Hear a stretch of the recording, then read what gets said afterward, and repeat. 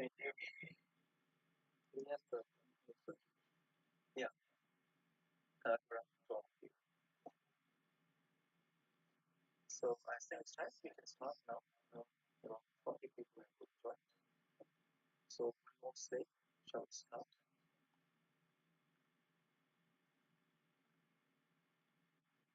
Yes, sir. We can start. Yeah.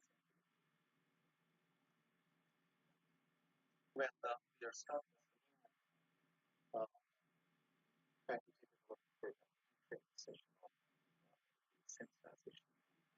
And today, the first session, the first day of the first session.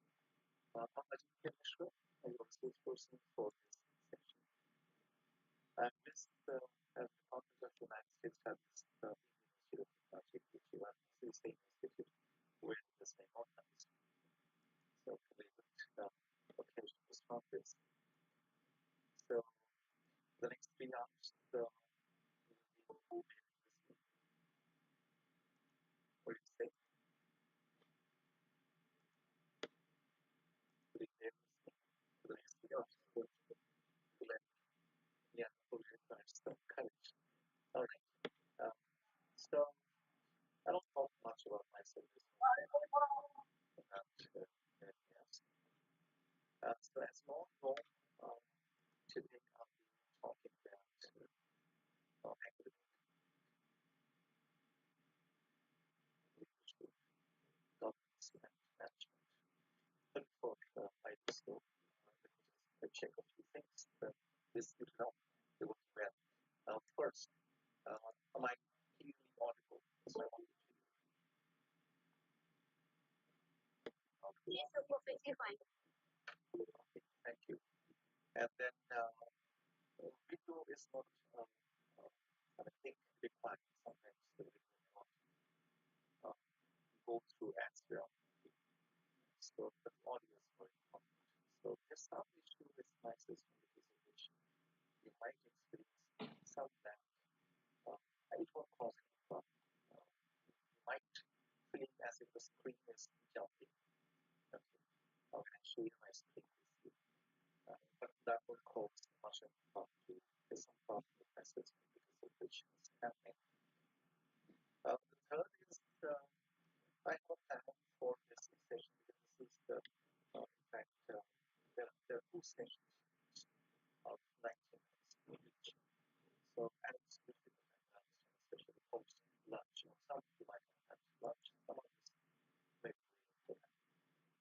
So it's going to be difficult and stretch. And so that's why I plan to divide the entire session of 3 hours into two sessions of 90 minutes each. So we'll go on a break at 2:15. I repeat, 2:15, and we'll come back at 2:45.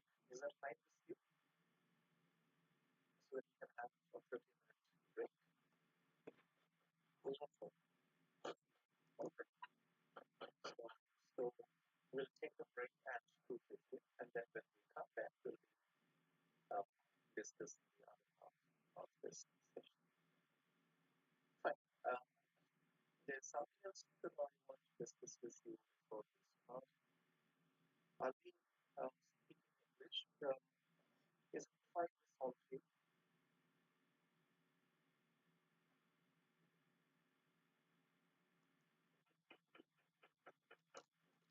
So is it fine with you if I speak in English? Okay. No, sir. Sir, why not?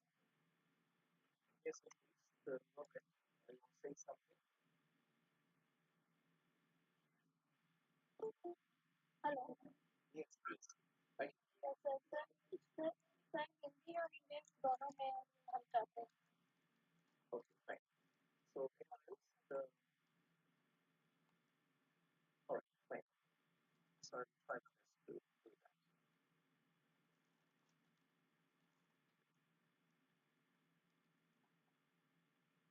Fine. All right, then. Before we start the session, let's check with you what you think about active leadership. This is one last thing that I want to tell you all. I would like to make this session as interactive as possible. Of course, I understand making sessions interactive that's happening online is a big challenge. But our best to make the session as interactive as it can be. But for that, I need your active participation. So we think shall we make it interactive? By interactive, I think I'll be asking all the questions, I'll be taking your comments, your suggestions, your inputs, because you also have that should be a key. So it's always important that learning you know that learners is an so suggestions, your comments, your inputs and insights. So is it fine with you if I adopt that method? Okay. So whenever we get this interactive mode, you can decide in the chat box, or you can also unmute yourself and speak. Okay. And in between, please also make sure that your audio is not yet open so that it doesn't leak any problems, any disturbance. Fine. So whenever you would like to speak, you can either use the raise your hand icon, or you can unmute yourself and speak. So fine. So let's start with this basic thing. What is academic leadership? What is the everything that of the responses, initial responses? Anyone who would like to volunteer? What is academic leadership? Are you an academic leader? Yes.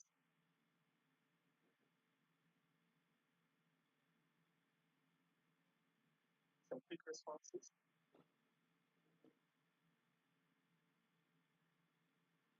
You can mute yourself and speak. You also write in the chat box, but that will take more time. You can mute yourself and speak.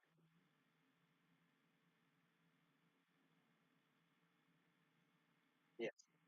Anyone would like to who want response? Ability to motivate leaders. Fine. Anything else? Ability or eagerness to bring certain pedagogical changes in the classroom delivery as well as implementation of curriculum. Right. Fine. Any other response?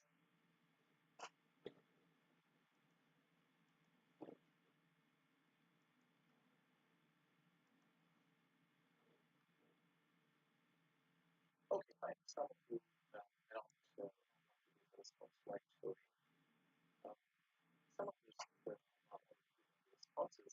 Fine. But you think that academic leadership is so big. Yes, Shuchi, would you like to say something? Academic leadership means when a person can positively bring a change, whether it is minimally in a class level or maximum in the all institutional level. Whether it is a teacher or a professor or someone who guides, who nurtures the whole. Thank you for the response.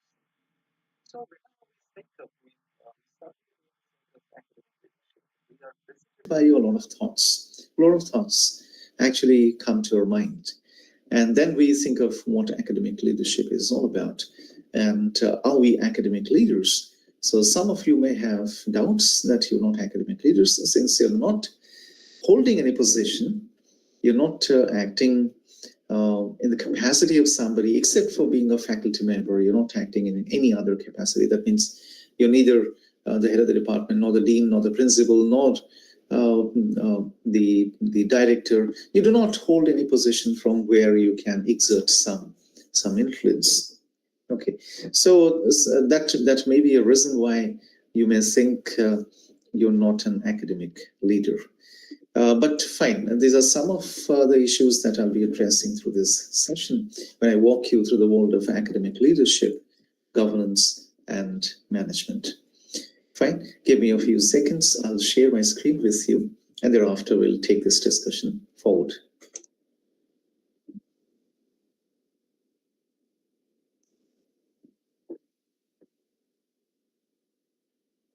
You'll get to see my screen. I think it's visible now. Is it visible, my screen? Yes, sir, it's visible. Fine, thank you. Is this also visible? Yes, sir, visible. All right, and then when I move the slides, does it move? Yes, sir. The slides are moving? Yeah. Fine, thank you. Because these are the things that we need to check when it comes to Google Meet. It leads to certain problems. And then in between, I'll be switching between my presentation and the meeting mode. Okay. So if it goes off, do not think that there is some problem. For example, right now I have switched to the meeting mode, and I can also switch back to the presentation. I'll be doing that frequently. Okay. So this is exactly what I'll be talking about: academic leadership, governance, and management. So I'll be talking about academic leadership in greater detail, and governance and management in lesser greater detail. But then I'll also focus on those two important components as well. Fine. Whenever we think of academic leadership, a lot of things come to our mind. One of those things can be about our leadership styles, our leadership responsibilities.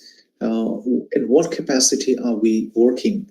Am I working just as a faculty member or in any other capacity? So how am I contributing? Since one of our friends requested that I also speak in Hindi at times, I'll be adding a little bit of Hindi after I have talked about the same thing in English. So जब भी हम leadership के बारे में सोचते हैं, अपनी academic leadership के बारे में सोचते हैं, तो ये ख्याल जरूर आता है कि मैं एकेडमिक लीडर हूं कि नहीं. That is the first thing that we think about. Now the answer can be either yes or no. You can always tell yourself that.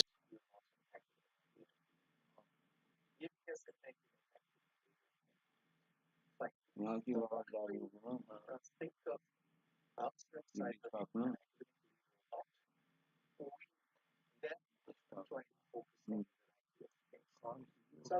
about those things one after the other. But before that, let me tell you how I have structured the entire session. When I say the entire session, for the next 3 hours or so.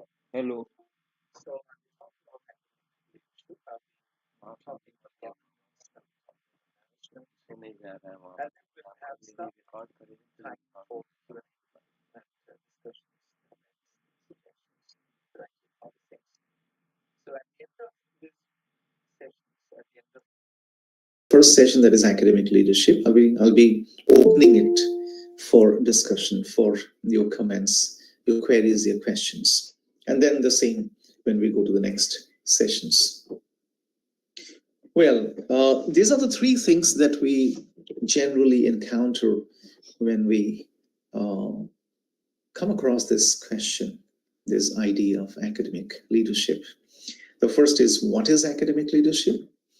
The second is, why academic leadership? Is it necessary? Can we not do without it? And if we do academic leadership, in what ways is it going to help us?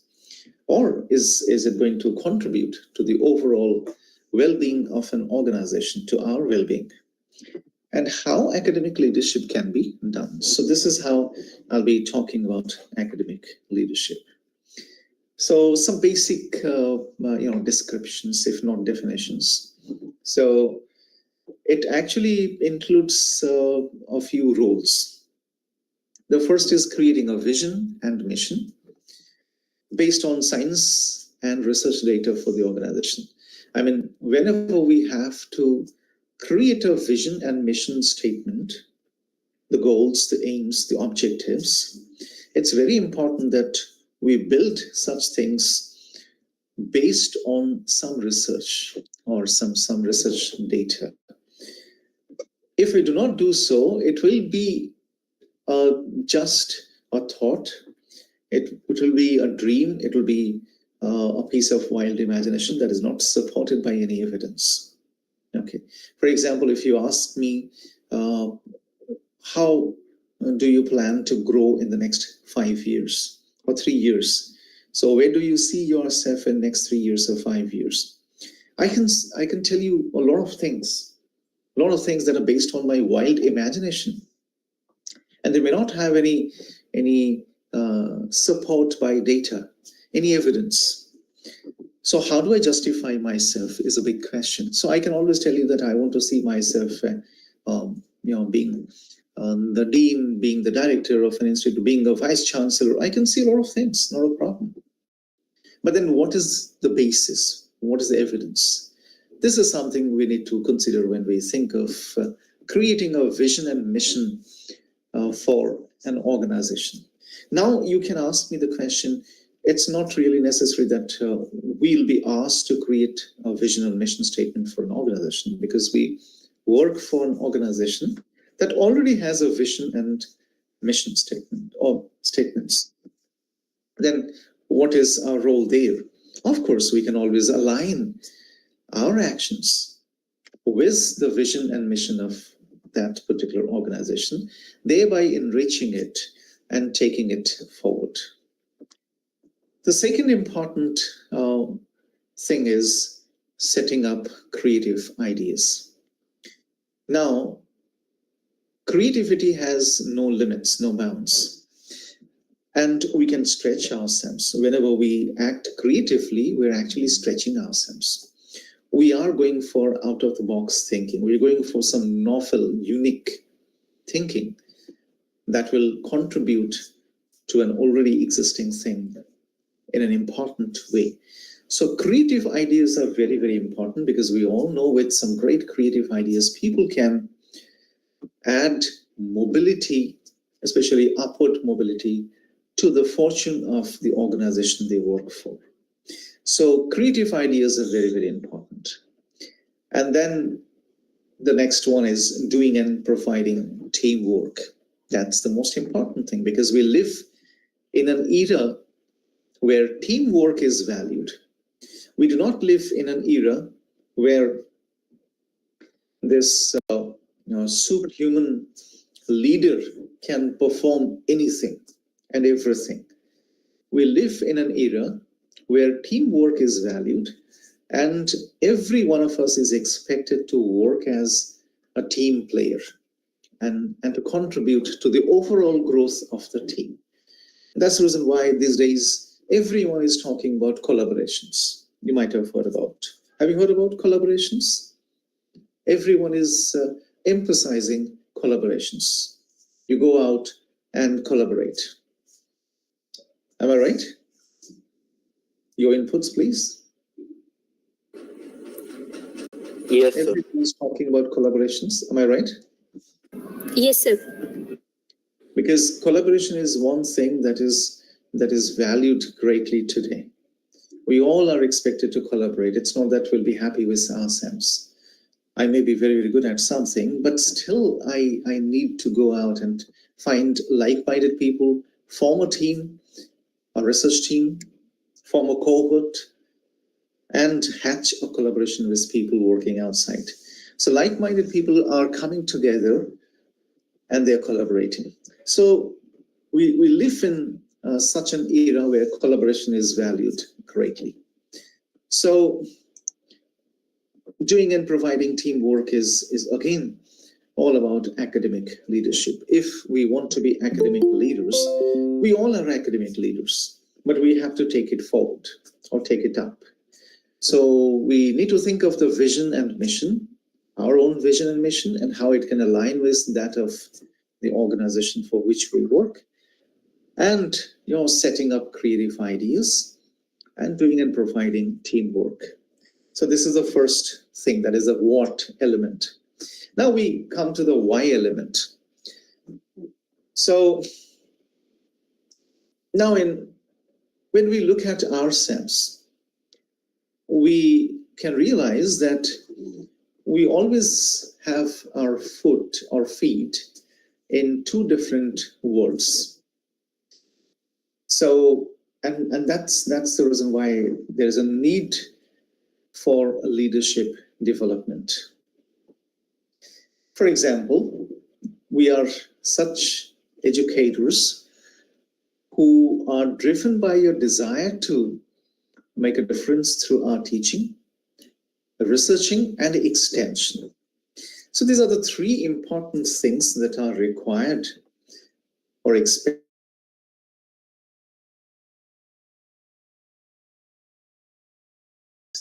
If I can call myself a good educator, I need to contribute in three different capacities. I need to be good at teaching, I need to be good at research, and I need to be good at outreach activities, that is reaching out, or outreach activities, that is extension activities. Okay. So, for example, I need to be good at teaching, I need to be updated, I need to incorporate or implement the latest pedagogical strategies whenever I go to the classroom. I can innovate when it comes to teaching. So when it comes to teaching, I need to be doing well. The second is, I'm also expected to be a good researcher. So I also want to, expand my research profile. But how do I do that? Because beyond teaching, it's going to be a big challenge, but people do it. It is also expected from us. And finally, it is also expected that I go out, meet people, hatch collaborations, reach out to people and create a peer network. And this peer network can always help me add more things to myself. Okay, so just a moment.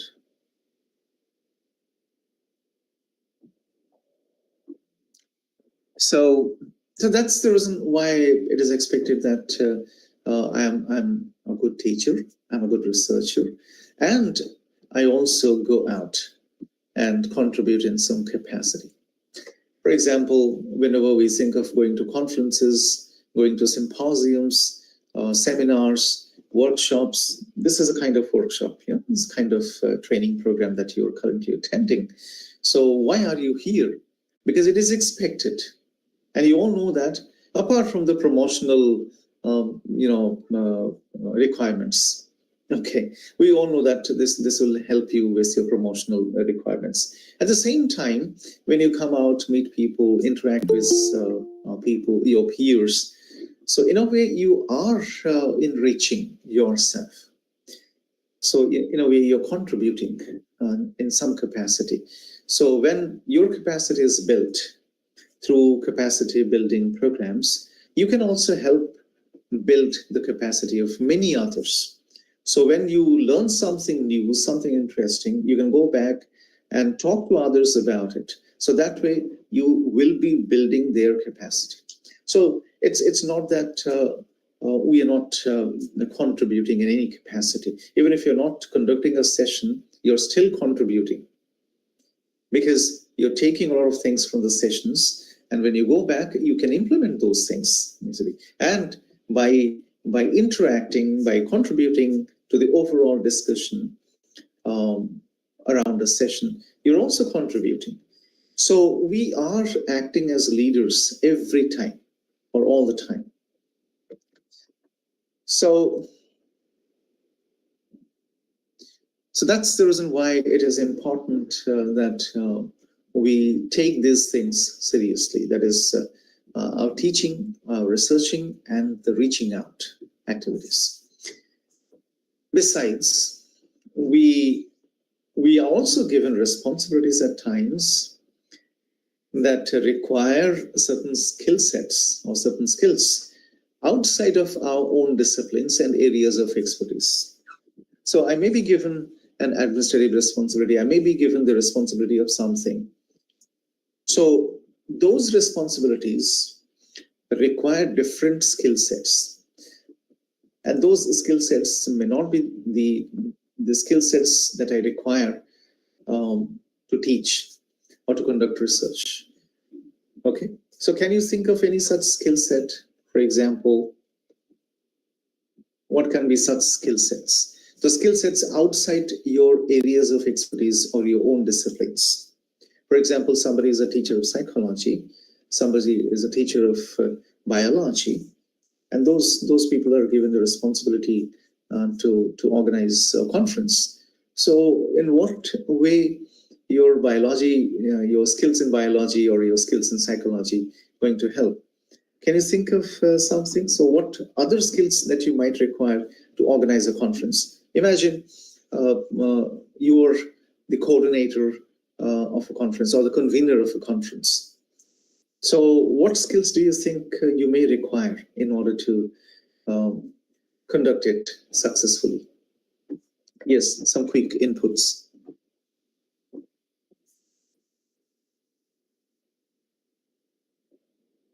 Can you think of some skills that may be of use? Yeah. So, for example, communication skills, collaborative skills, teamwork, and engaging with others, and explaining about the ideas. Okay, fine. And yeah, right. Technological skills. Exactly. So, any other skills that you can think of? Others? Can you think of any other skills?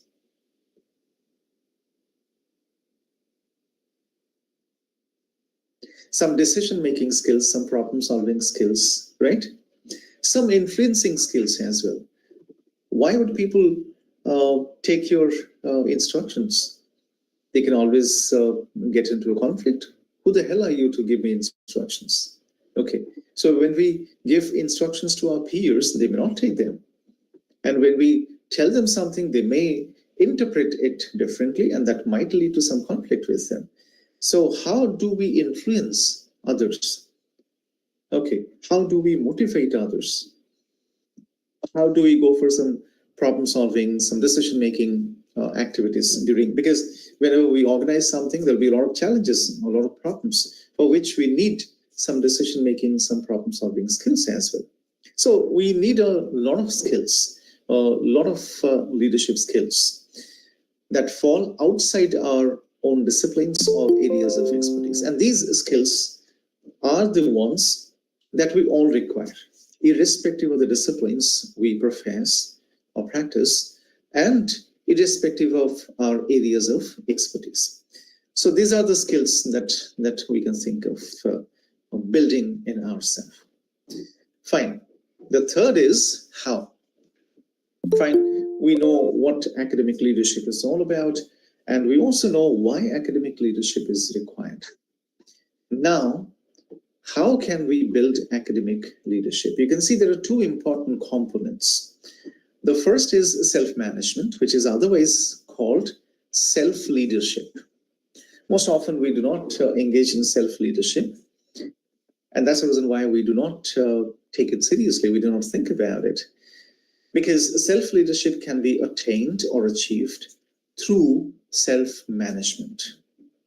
The second is people management, managing others, managing self, or managing the self and managing others. So people management means people leadership. So when we can lead others, but before we can lead others, it's important to know that we need to lead ourselves. So self-management is what we all have to start with before we can manage people, manage others. So from self-management, we can switch to people management. We can move to people management. From self-leadership, we can move to people leadership. So I'll quickly show you a few things. But before that, let me show you this. Why self-management? Why self-leadership is such an important thing? Because knowing ourselves is the beginning of all wisdom. This is the reason why it is very, very important that we know ourselves very, very well, so that we can know others well. It's important that I manage myself well, so that I can manage others well. So self-management will give me some training in how to manage And with that training, I can manage others as well. So this is very, very important. So knowing oneself is the most important thing and the best thing to start with if we have to build academic leadership in ourselves or any form of leadership for that matter. Okay. So when it comes to knowing oneself, there are a lot of things that we tend to ignore. Okay. So do you ever ask yourself this question? How do I know, or how well do I know myself? Yes. Is there anyone who does this periodically? You can share your experience. Anyone who does this even periodically? How well do you know yourself? That is the question. Okay. So do you know yourself? Any response?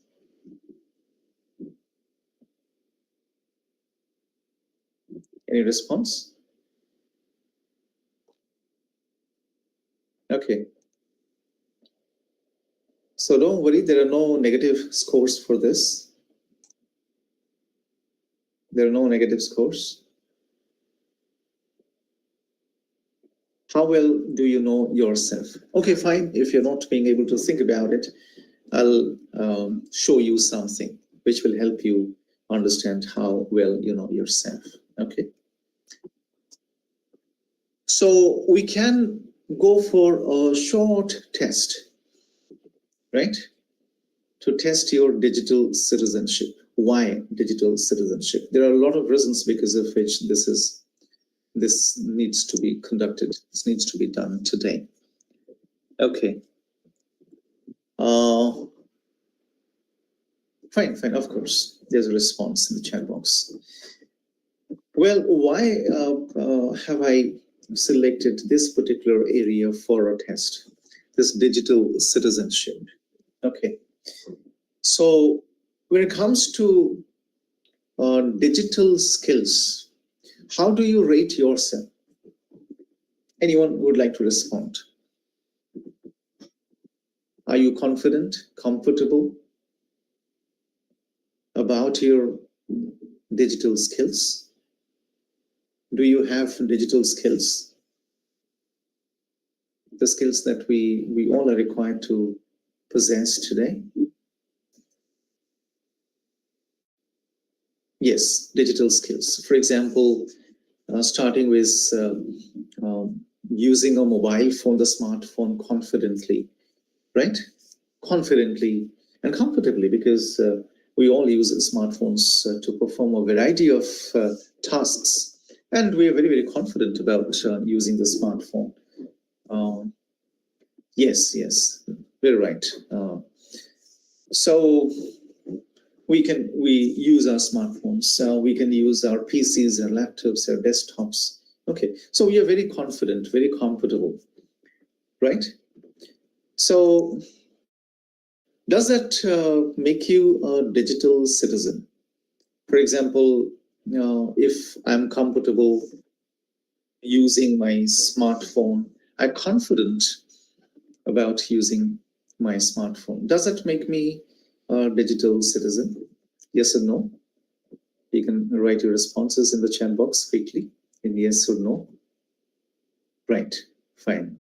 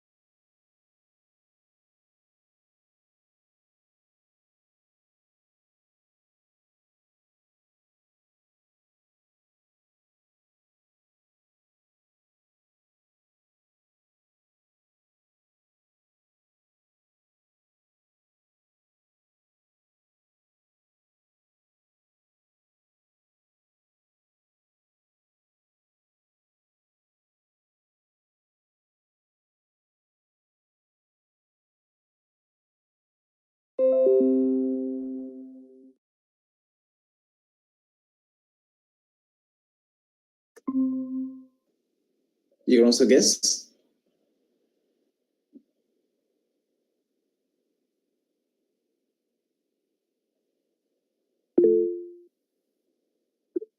Yes.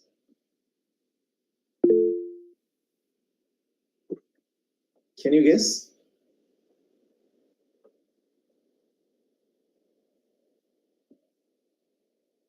Any guesses? You can guess, not a problem. There's no negative marking for that.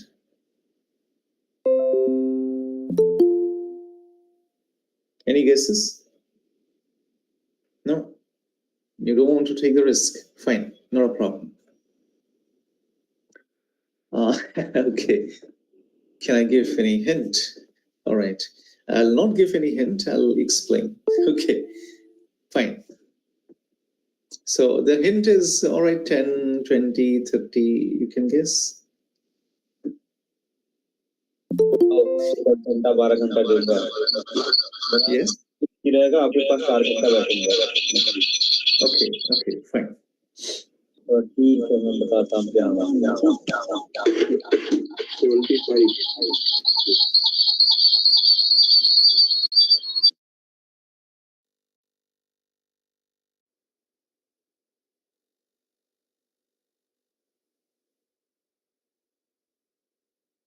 Sir, you are not audible. Muted myself. Yes, I was talking about Dr. Amitesh probably has 2 devices placed closely. That's the reason why there is an echo. Not a problem. Fine. So symbols of copy, text, and fonts and time. Right. Fine. You're very close. Okay. Fine. I'll take you back. All right. And then I'll show you. I'll start with this. Most of you are familiar with this. Right. But probably there is no one who is familiar with this. This is an important thing when it comes to academics. OWL, it stands for Online Writing Lab at the University of Purdue, West Lafayette, the United States. And what is the function of an online writing lab? I'll tell you. Online writing labs are very, very important, setups. They help us learn writing skills. And what's important with these labs is they give us the content, the study material, or any material for that matter, for free. They don't charge anything. So as academics or academic leaders, it is also my responsibility that I know about these labs, that I know that these labs exist. And if I browse these labs, if I interact with the content they provide, it will enhance my capabilities, right? So, and once my capability is enhanced, I can transfer that skill to others. For example, if I come to know about such writing, I can tell my students, my peers, that there are such writing labs. If you want to improve your writing skills, you can always take courses from them. You can read the material they provide. You can browse their websites, and you will derive more and more valuable information, right? The second thing, Badsha, and on the other hand, you have something else. So this, in fact, stands for a thumb rule that is used in the corporate world, especially the corporate world. Even in academics, it is also used. It is very popularly called the 10, 20, 30. I'm writing that in the chat box. The 10, 20, 30 rule of presentation. It's very popularly called. You can go to Google search box and just type 10, 20, 30 rule of presentation. It will take you to several sites. It will show you several results. And through those links or sites, you can explore more about this rule of presentation. This was developed by Guy Kawasaki, a Silicon Valley-based entrepreneur, who suggested that a good presentation must not have more than 10 slides, corporate presentations must not more than 10 slides. It should not exceed 20 minutes, go beyond 20 minutes, and the font should not be less than 30. That's the reason why you see 10 slides, 20 minutes, and 30 font size. Okay, I just showed you two very important things. One, improves our writing abilities, and the other improves our presentation abilities. As academics, do you think these two skills are important skills? I would like to have your response to this question in the chat box. Do you think writing skills and presentation skills are important? And probably all of you would agree with me. Yes, we need these skills, the writing skills and presentation skills, because they are important skill sets. We may be very good scholars, we may be very good students, we may be very good teachers, but if we do not have the presentation skills, the writing skills, then our teaching abilities might go in vain. Besides, there's something else. When I showed you these things and I asked you to test your digital citizenship, because it is not my job to test your digital citizenship, you can do it yourself, and this is how you just did it. Then you can easily think about these two important literacies. I talked about digital literacy, and I also talked about information literacy, right? For example, if I can use my smartphone confidently and comfortably, I have digital literacy. I'm good at digital literacy. For example, you go to the vegetable market. The vegetable seller can also use the smartphone as comfortably and confidently as you can, even better, more confidently and comfortably than us. Fine, because that person has a digital literacy. But for academic leadership, what matters the most is information literacy. That means, for example, we are living in an era where every day we are faced with the challenge of losing our importance, our relevance. Why should our students need us? Is a question that we need to ask ourselves frequently. क्या जरूरत है हमारे students YouTube से पढ़ के किसी और source से पढ़ के सीख जाएंगे? What is the need? Why do they need us? Okay. What is our relevance? Do we have any relevance or we don't have? The same applies to the students as well. The biggest drawback with these digital devices is that they improve digital literacy more than information literacy, because digital devices cannot improve information literacy. Information literacy comes from within, comes from the mind, not from the digital device. It has everything in it. But if I do not want to use it, it's my choice. So I may be very good at digital literacy, but I may not be good at information literacy. So for academic leadership, it is very important that we build information literacy, and we also help our students or our peers, people around us, build the same literacy skills.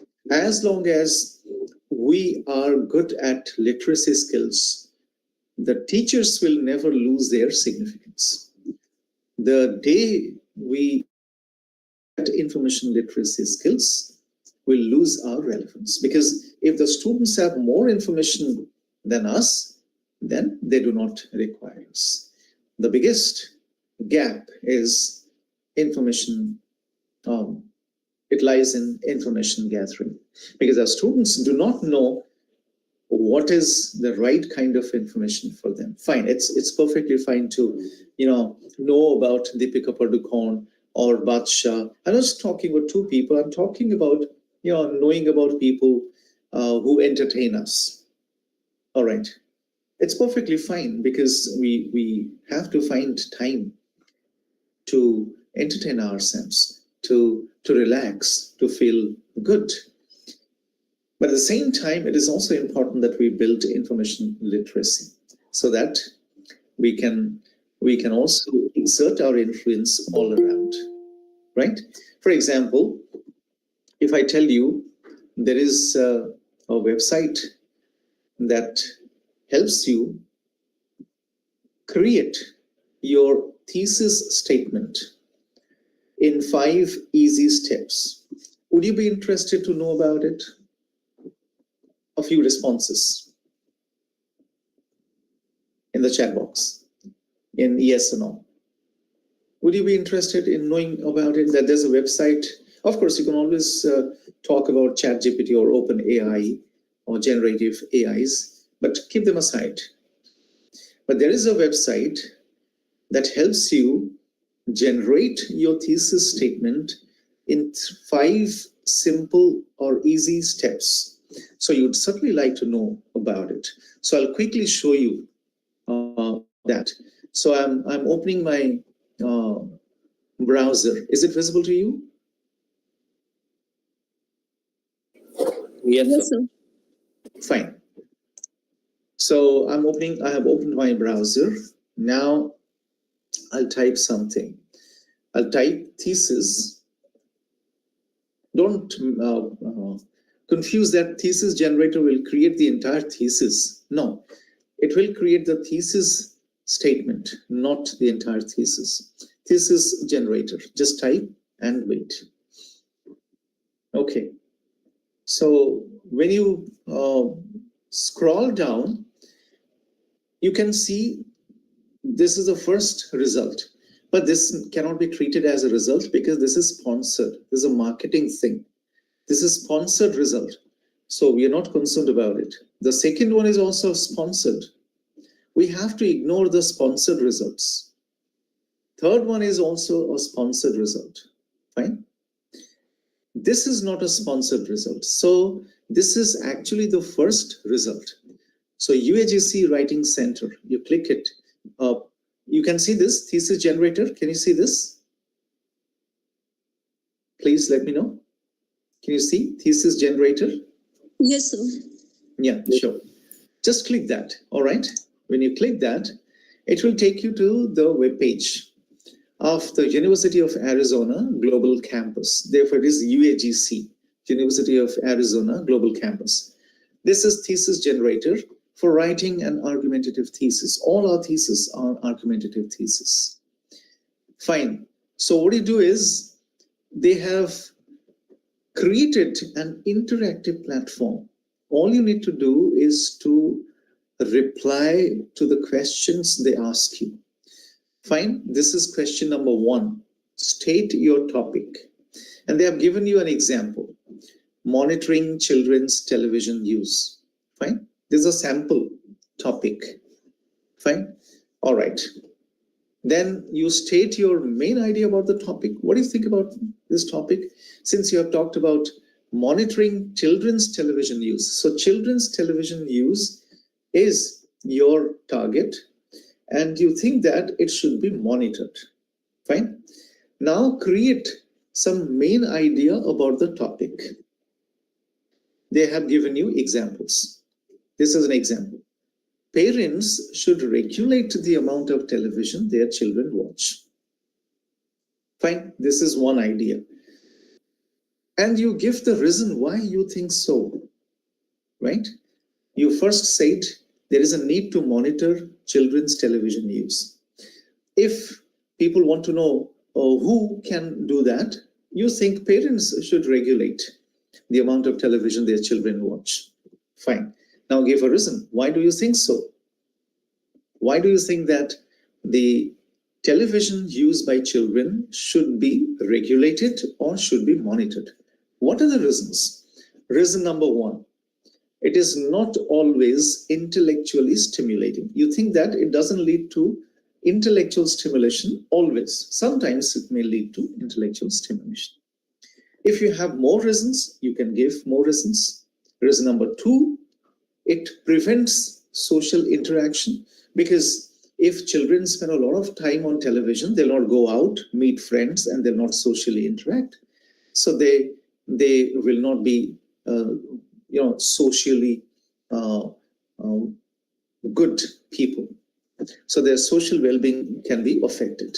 Fine. If you have more reasons, you can give more reasons. One more reason. It can interfere with good sleeping habits. If you watch television a lot of time, so our sleep can be disturbed. So 3 reasons. First, it is not always intellectually stimulating. Second, it prevents social interaction. Third, it can interfere with sleep habits. Fine. You have given 3 reasons. Do you also think that there may be an opposing viewpoint? It's very important whenever we create a thesis statement, because this is the most important task when it comes to creating thesis statements. The most important task. And after this, everything else becomes easier. So you can include an opposing viewpoint if you have. Despite all these problems, you still think that television can be educational, right? Fine. Now you come to the bottom of this page and you click here, generate your thesis. Just click. Your thesis statement has been generated. Now you scroll and see. This is your thesis statement. While television can be educational, parents should regulate the amount of television their children watch, because it is not always intellectually stimulating, it prevents social interaction, and it can interfere with good sleeping habit. This is your thesis statement. So it is ready. Now you know what to do, how to move about this research. What kind of material you'll be needing to prove your point, your standpoint. What kind of literature survey, literature search, what kind of literature review you need to take this argument forward. That's it. So it's over. So you know how to do this. This is what we mean by information literacy. For academic leadership, it is very, very important that we have the right kind of information, not just information, the right information. So if I'm a researcher, I need to know what kind of information is going to enhance my research skills. I'll be talking about these skills when I meet you again tomorrow. We'll be meeting again tomorrow. If you allow me to meet you tomorrow as well. Okay, so fine. Is it clear? Any queries or doubts regarding this? So digital citizenship can be achieved only when we are good at digital literacy and information literacy combined. Being good only at digital literacy will not make us digital citizens. So even our younger generations who are very, very good at digital devices, they are still not digital citizens because they do not exactly know what things they require. Because it doesn't come along with the digital devices, it comes from within. And how does it come? It comes when we learn how to manage ourselves well. It comes through self-management. This is exactly why I told you self-management is self-leadership. So this is the reason why it is important. Some of you may be familiar with it, the Johari window. Anyone who is familiar with it? How do we manage ourselves? How do we start with self-leadership? This is one thing that can tell us. Are you familiar with this? Anyone? Using SWOT analysis. Yes? Yes, sir. Using SWOT analysis. Yeah, this is an advanced model of SWOT analysis. So there is something called, this is the easiest thing. Right now it is called SWOT analysis. Okay? It is called SWOT analysis. There was a time when people called it SWOT analysis, strengths, weaknesses, opportunities, and threats. Now people call it challenges instead of calling it threats. Strengths, weaknesses, opportunities, and challenges. Do I conduct a SWOT analysis on myself periodically, say every 6 months, every year, every 3 months, every month even? If I go for a SWOT analysis, then I'll get to know my strengths well, my weaknesses well, my opportunities and my challenges. That will always, keep me aware of myself. It will help me build greater self-awareness. I can always look for those opportunities through which I can convert my weaknesses into my strengths. I can also look for those challenges. I can be prepared for those challenges. For example, if I have to deliver a presentation tomorrow, I'll prepare, isn't it? Why am I preparing? Because I see that as a challenge. And I also see that as an opportunity to interact with my peers, an opportunity to learn from my peers. So that's the reason why I need to go for a SWOT analysis. What are the strengths of my presentation and what are the weaknesses? How can I remove the weaknesses of my presentation? Every time we do something, we can think of conducting a SWOT analysis. And through that, we can easily overcome the problems. Johari window is a very famous model that was proposed by two people, Joseph Luft and Harry Ingham. Joseph Luft and Harry Ingham. That's the reason why it is called Johari. So Joe and Harry. So two people came together to propose this model. You can see this very well. There are 4 grids. I'll quickly show you that. There are 4 grids. This is grid number 1, grid number 2, and grid number 3, and grid number 4. So when you see this, this is not known to self, but it is known to others. So this is the position. It is not known to self, but it is known to others. For example, I may have a certain quality in myself, which I'm not aware of, but others are already noticing that. And that's the reason why sometimes we tell somebody, why don't you try your hand at singing? You can be a good singer. Why don't you try your hand at economics? You can do well in economics. Why don't you go for psychology? You'll do very well in psychology. Why don't you go for engineering? You'll do well in engineering. Those people do not know, but we know that particular thing about those people. So that also helps. The second, its diagonal reality is this. It is not known to others, but it is known to self. I know a certain thing about myself, but others do not know about it. I generally cite this example, although it's not a good idea to cite a personal example. So I joined IIT BHU Varanasi in 2018, but prior to that, I had been working in a university system and I had already taught for 14 years, slightly more than 14 years. Besides teaching, I used to conduct a lot of training and coaching programs for the corporate people, the corporate employees as well. So I would train them in life skills, communication skills. So I'm a communication coach and life skills coach. So I would train them in these skills. I did so for almost 10 years before joining this institute. When I joined this institute, no one knew me. I was a stranger, new, and no one knew that I'm a life skills coach, I'm a communications coach, I'm an English language coach. They didn't know about me. So they didn't give me any opportunity. I decided to reach out to the coordinator of this center, okay, the center that was previously known as Teaching Learning Center, okay. So now it is called Center for Faculty Development and Educational Technology, okay, CFDET. So I'm the co-coordinator of this center now. So that was the time in 2018 I reached out to the coordinator of the center. I shared a copy of my resume with the coordinator. I told him that I'm good at these things. You can give me an opportunity. I was creating an opportunity for myself. So he agreed.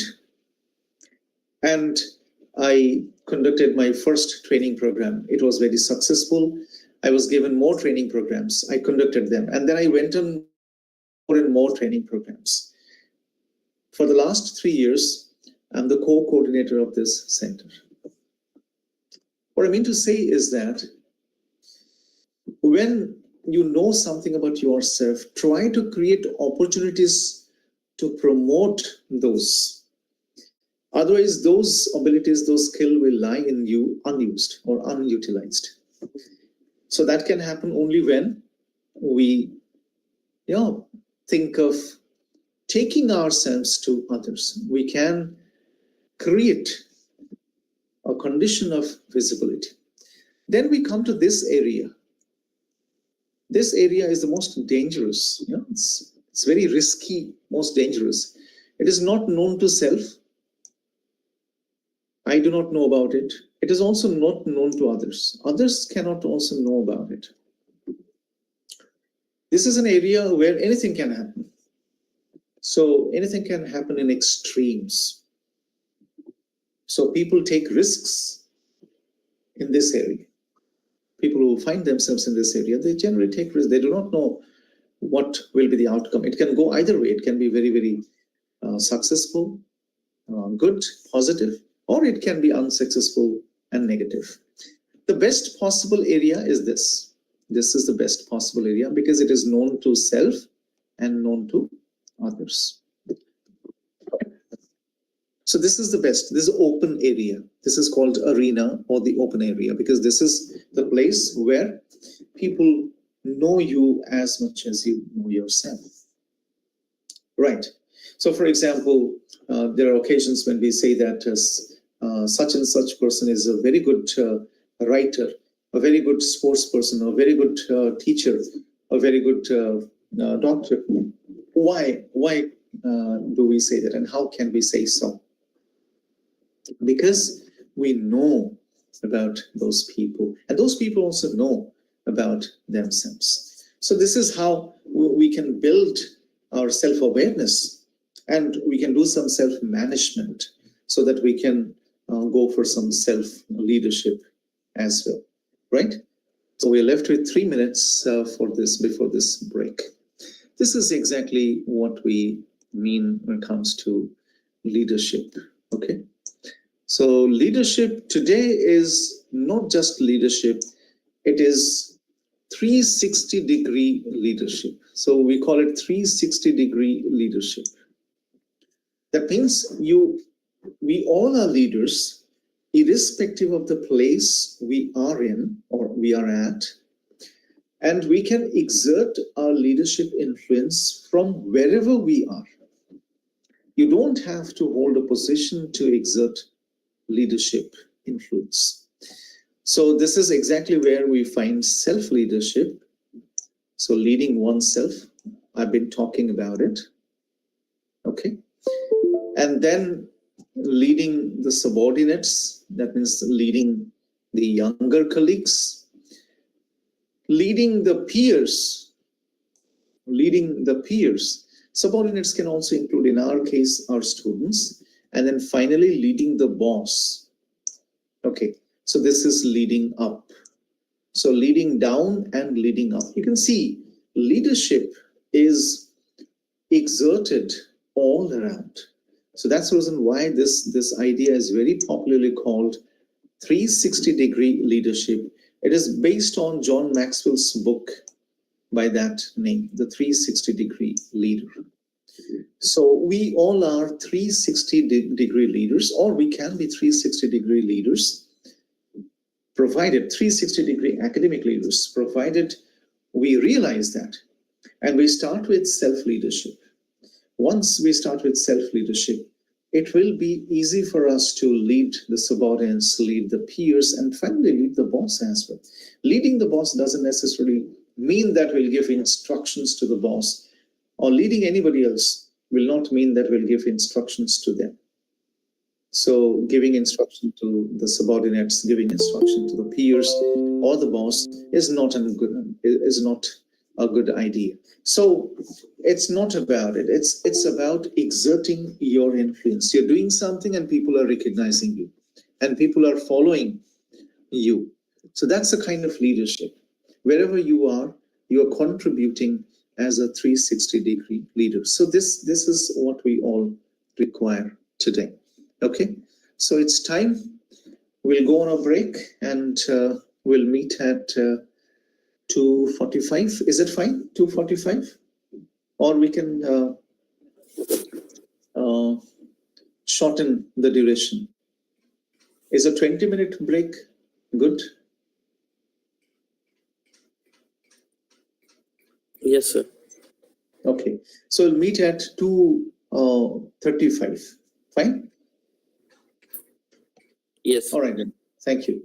So you can leave and you can join again using the same link.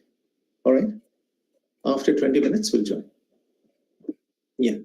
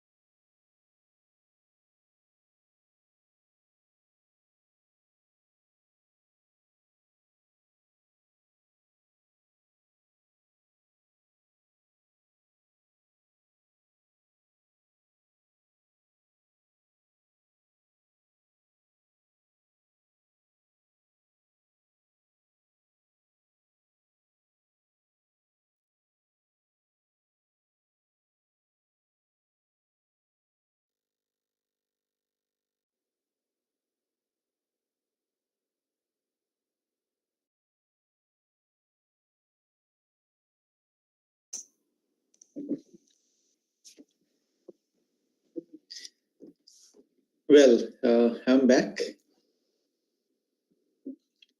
and it's time. Shall we resume?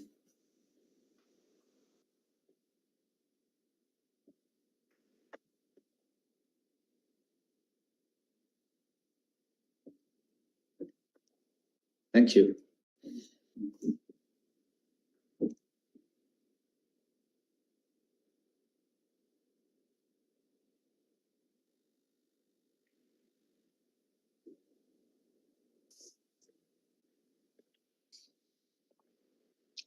Yes, before we went on the break, I was talking about 360-degree leadership. So it all begins with leading oneself, where we know how we can manage ourselves, we can lead ourselves, and thereafter we can exert that influence on others, like our subordinates, the younger friends, our peers, and the boss as well, people who are leading us. So we can exert that influence on others as well. For example, when you do something big, something meaningful, something exciting or interesting, people will call you, they will recognize you. So that will be kind of leadership. You'll be leading others. So that is what we mean by 360-degree leadership. So these are some of the skills that the 360-degree academic leader is expected to cultivate or possess. Excellent communication skills, proactivity, that means you do not have to wait for somebody to tell you what to do. You can do that yourself. You need to tell yourself that, yes, this is what I need, then I can do it. And knowing when to take risks is very important, because without taking risks, we cannot achieve anything big. Sometimes we may fail, but not taking risks will mean that we do not grow. And then we need to cultivate a passion for what we do. Unless there is a passion for what we do, for example, if I do not take my sessions seriously, and I do not feel passionate about my sessions, I cannot think of bringing anything new or telling something new or sharing something new with the participants. So whenever there is a passion about what we do, we can actually contribute in a much better way. That resilience is very important, because there will be occasions when we will be beaten down, but beaten down will not necessarily mean we have been defeated. So the ability to bounce back, the ability to spring back after taking a setback or after a setback, is what we mean by resilience. And then change management. So we all know, if you can recall, how we all responded during the COVID time. The COVID actually required all of us to promptly migrate. We did not have time even to prepare. Promptly migrate from the classroom teaching to online or digital teaching. And those people who could do it well and who could do it confidently, they didn't face any problems. For them,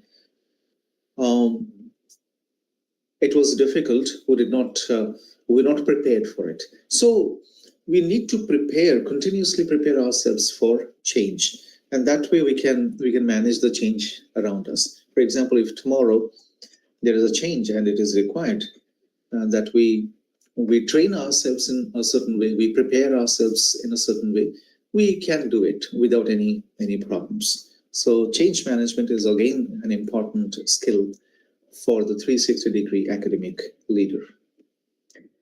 So when we think of academic leadership, there's something very important that comes to our mind.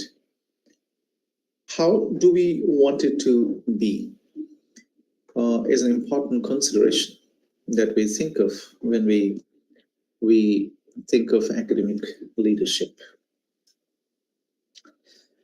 And to explain that to you, I'll be playing a video. So the video of the turtle and the rabbit. So are you familiar with the turtle and the rabbit story? Yes? Yes, sir. You're familiar with the turtle and the rabbit story? What happens at the end? Anyone? Sir, the turtle wins the race because he was consistent. The turtle won the race because he was consistent. Any other?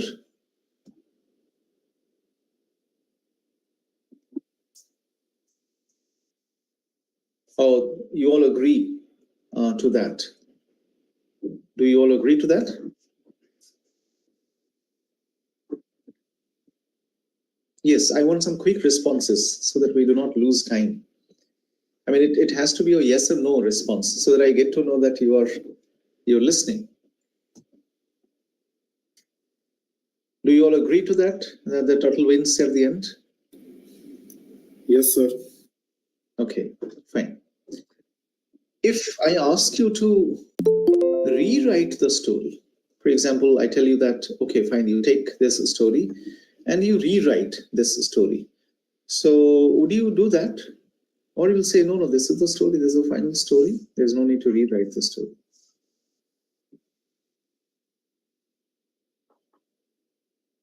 Yeah.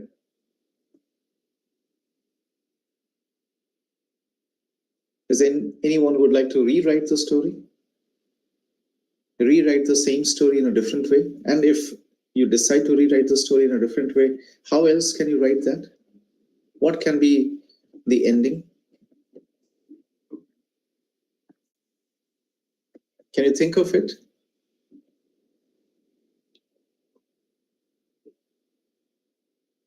Okay, fine. No problem. I will play a short video for you. You take a look at it and thereafter we'll go for a discussion on that. Fine. Is this screen visible to you? Yes, sir. Okay. Now I'll play this video and I'll play and stop. You just confirm whether the audio is also going through or not. Once you confirm, I'll play it.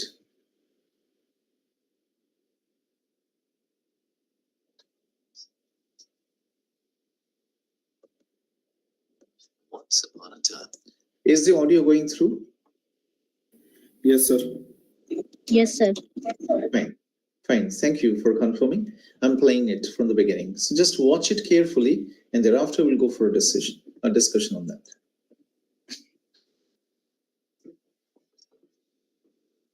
Once upon a time, a turtle and a rabbit had an argument about who was faster. They decided to settle the argument with a race. The turtle and the rabbit both agreed on a route and started off the race. The rabbit shot ahead and ran briskly for some time. Then, seeing he was far ahead of the turtle, he thought he'd sit under a tree for some time and relax before continuing the race. He sat under the tree and soon fell asleep. The turtle, plodding on, overtook him and soon finished the race. Emerging as the undisputed champ, the rabbit woke up and realized that he'd lost the race. The moral of the story is that slow and steady wins the race. This is the version of the story that we've all grown up with. But our version of the story continues. The rabbit was disappointed at losing the race, and he did some thinking. He realized that he'd lost the race only because he had been overconfident, careless, and lax. If he had not taken things for granted, there's no way the turtle could have beaten him. So he challenged the turtle to another race. The turtle agreed.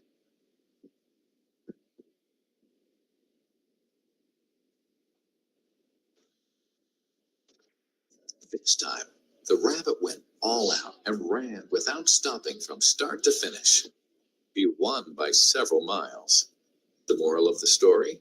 Fast and consistent will always beat the slow and steady. It's good to be slow and steady, but it's better to be fast and reliable. But the story doesn't end here. The turtle did some thinking this time and realized that there's no way he could beat the rabbit in a race the way it was currently formatted. He thought for a while and then challenged the rabbit to another race, but on a slightly different route. The rabbit agreed. The turtle and rabbit started off. In keeping with his self-made commitment to be consistently fast, the rabbit took off and ran at top speed until he came to a broad river. The finishing line was a couple of kilometers on the other side of the river. The rabbit sat there, wondering what to do. In the meantime, the turtle trundled along, got into the river, swam to the opposite bank, continued walking, and finished the race. The moral of the story? First, identify your core competency, and then change the playing field to suit your core competency. The story still hasn't ended. The turtle and rabbit by this time had become pretty good friends, and they did some thinking together. Both realized that the last race could have been run much better. So the turtle and rabbit decided to do the last race again, but to run as a team this time. They started off, and this time the rabbit carried the turtle till the riverbank. There, the turtle took over and swam across with the rabbit on his back. On the opposite bank, the rabbit again carried the turtle, and they reached the finishing line together. Both the turtle and rabbit felt a greater sense of satisfaction than they'd felt earlier. The moral of the story? It's good to be individually brilliant and to have strong core competencies, but unless you're able to work in a team and harness each other's core competencies, you'll always perform below par, because there will always be situations at which you'll do poorly and someone else does well. Teamwork is mainly about situational leadership. Let the person with the relevant core competency for a situation take leadership. And that is the end of the story.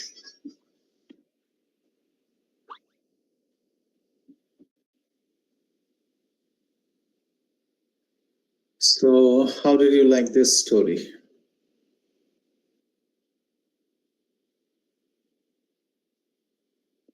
Yes.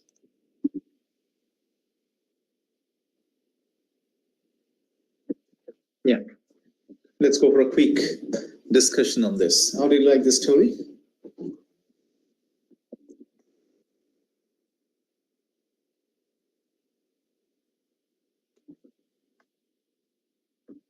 Yes, what do you think about this story?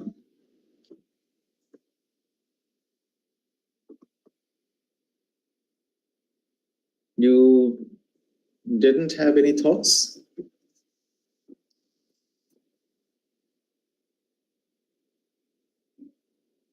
Sir, the Yes, story Annie. states that every person has a different unique abilities. So we as a teachers, as a academic leaders, we have to find out the abilities and collaborate different peoples so they can do things perfectly. Fine. Correct. Agreed. Thank you. Any other response? I want more people to come forward because I told you we'll be making it interactive in nature. Unless you come forward, we cannot make it interactive. I'll end up speaking all the time, which I do not want. I do not enjoy.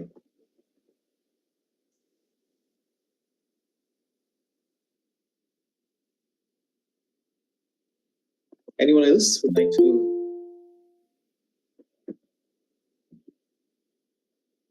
Yes?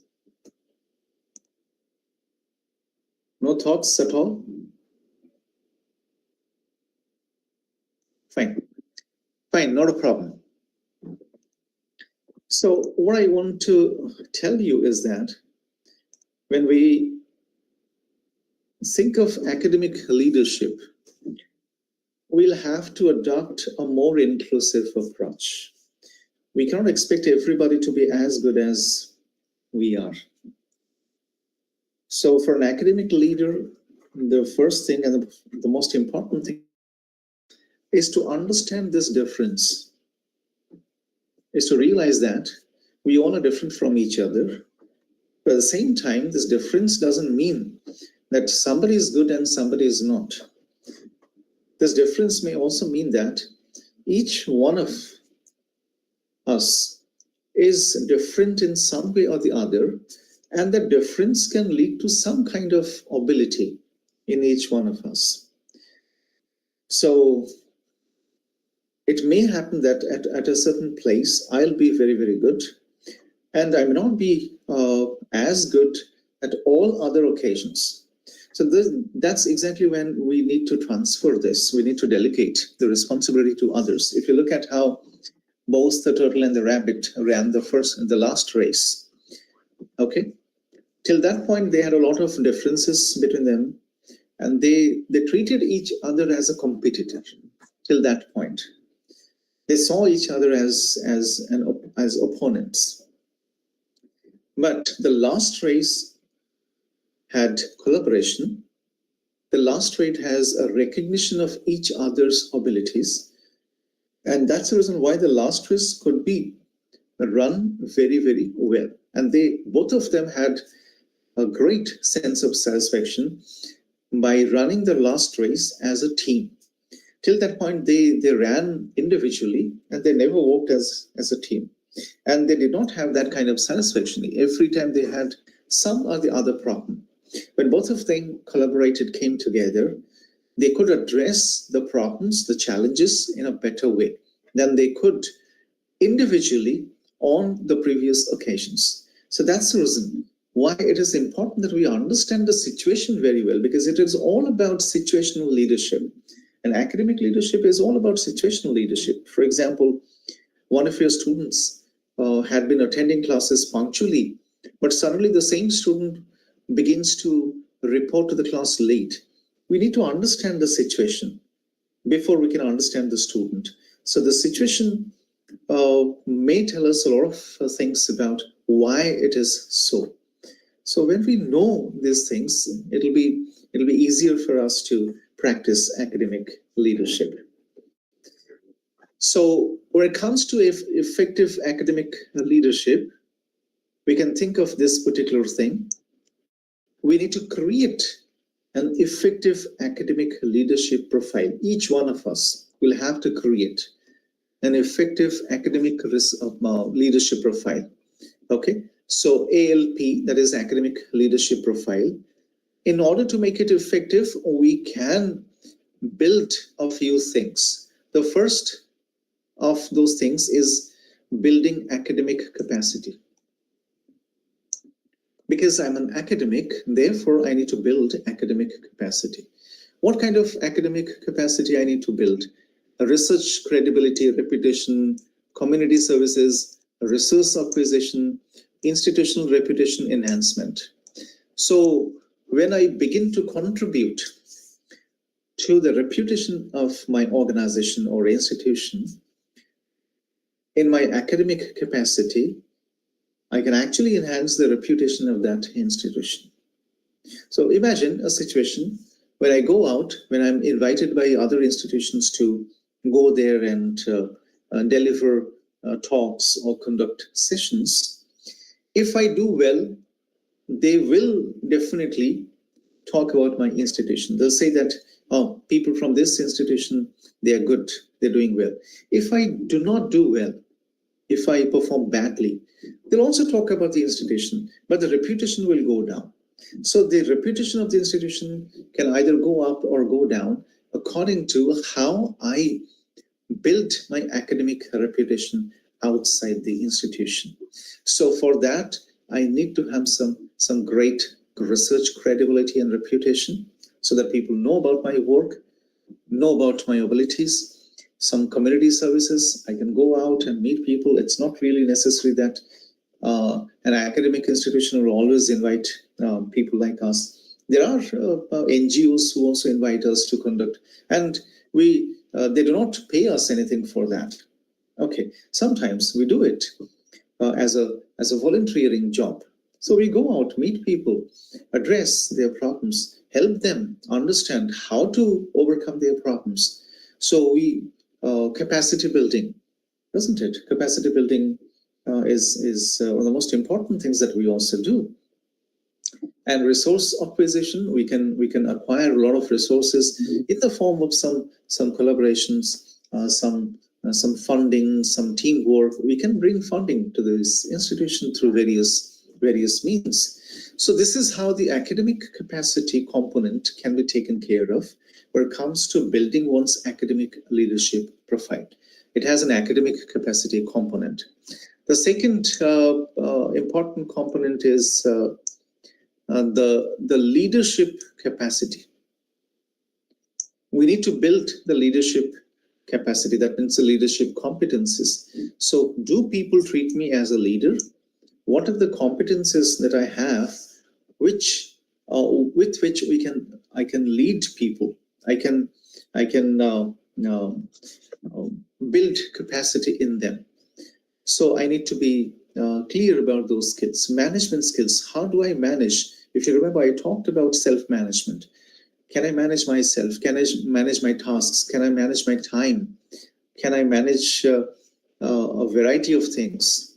So management skills are very, very important in order to develop capacity, leadership capacity or capacity for leadership. Team management. How well do I take care of my team? I'll be talking about team management in more detail after a while. And culture-related skills. It's very important that we become culturally sensitive.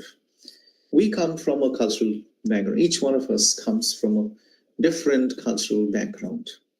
When we come together, we work as a team. It's important that I take care of the cultural elements of each other's culture, or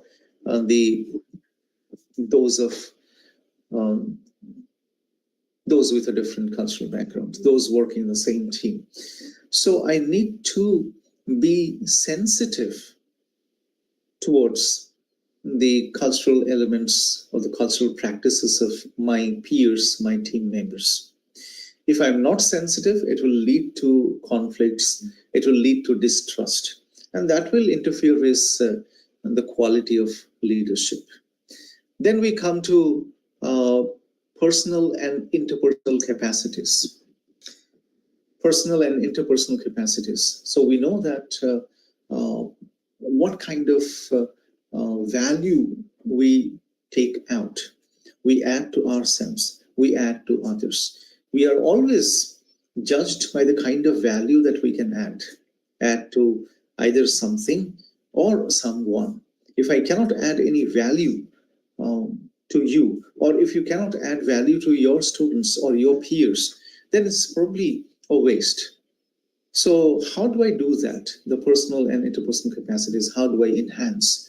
So influencing techniques, I'll be talking about influencing techniques, communication skills, conflict resolution management or skills, self-regulation, empathizing, commitment, and decisiveness. I talked about decision-making and problem-solving.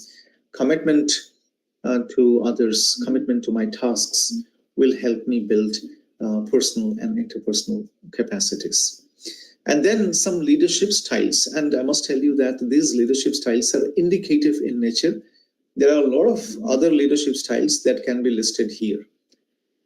Since all leadership styles cannot be listed, I've gone for just a few leadership styles. And this is very, very indicative. You can think of various other leadership styles, 360-degree leadership style as well. So the behavior, okay. What is my leadership style? Do I encourage people? Do I motivate people? Do I act as a mentor? Do I act as a coach? Or I act as an instructor when it comes to leadership style? When it comes to leadership style, what do I do? So that's very important. So can you recall a very, very popular visual that we all might have come across?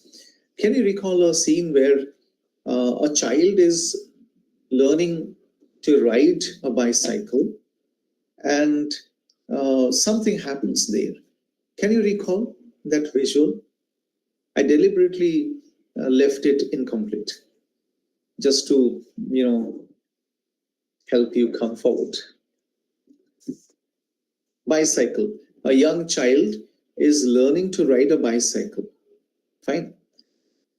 Can you re-visualize the entire situation? What happens? Anyone? Yes?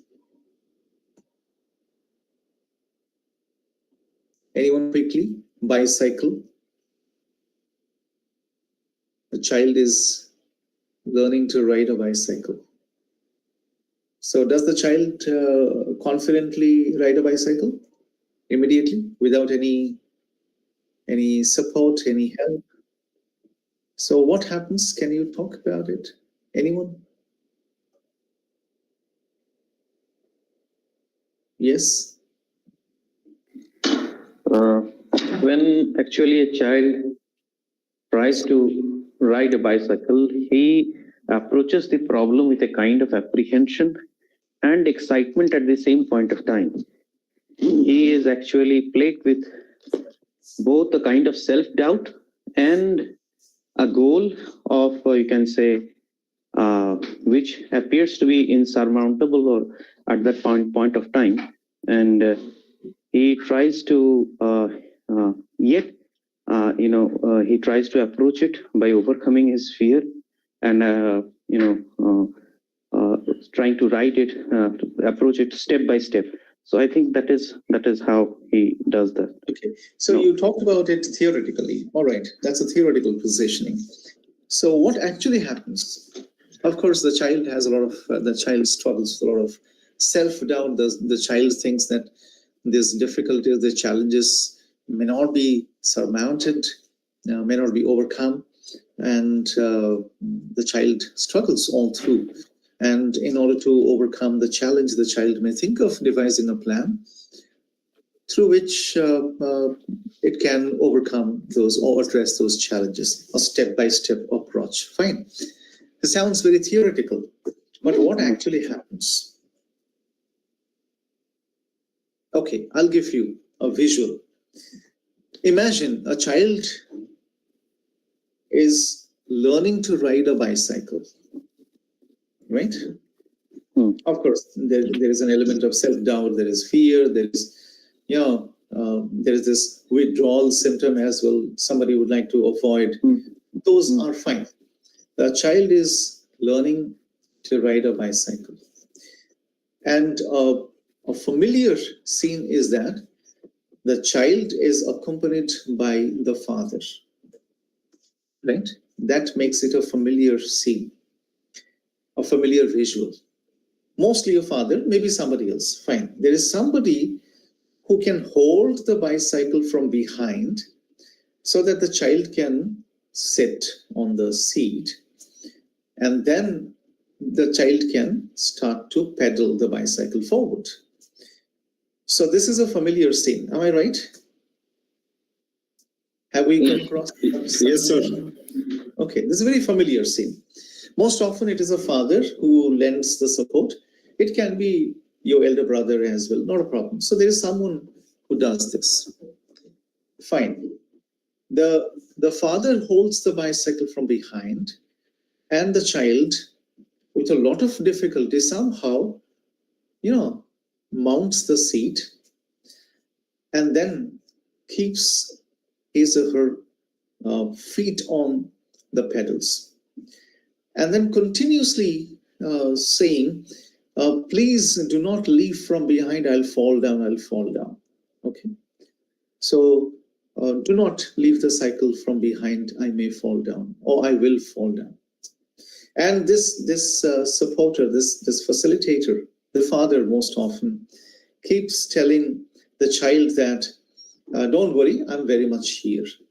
Okay, don't worry. And that is how it all starts. The child pedals the cycle forward. The father is still holding it. And after some time, the father suddenly takes off his hands, or takes his hands off the bicycle. He's not holding it anymore. But the child continues to think that the father is still holding it. And that's how the child derives a great amount of confidence. Okay. And after some time, the child also learns how to ride the bicycle. This is called mentoring. This is mentoring. When we mentor people, we just give them some initial support and we observe them from a distance to see how they are doing. So this is a classic example, an example that we generally come across in our everyday life. So this is the kind of mentoring we require to extend to the students, our peers, when it comes to building capacity in them, or when it comes to capacity building. So that's the kind of academic leadership profile that we think of. So when it comes to capacity building, we can think of two very important things, personal and interpersonal capacity. Okay, personal capacity and interpersonal capacity, right?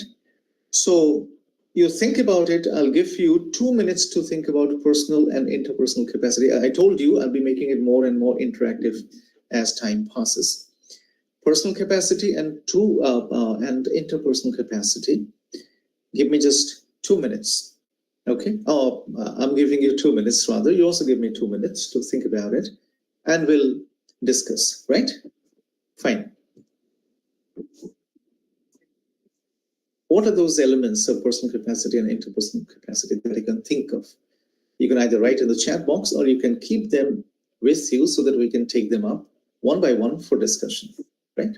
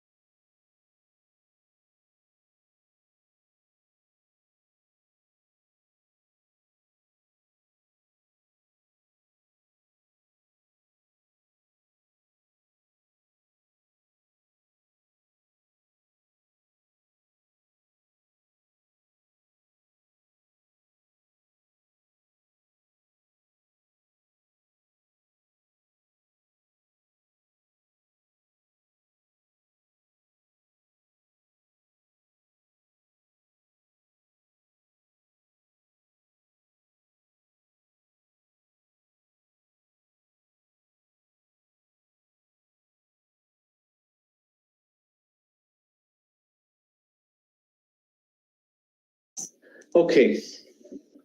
So have you been able to think about it?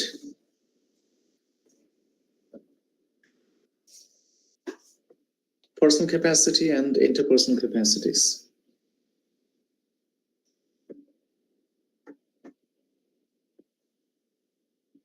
Can you name?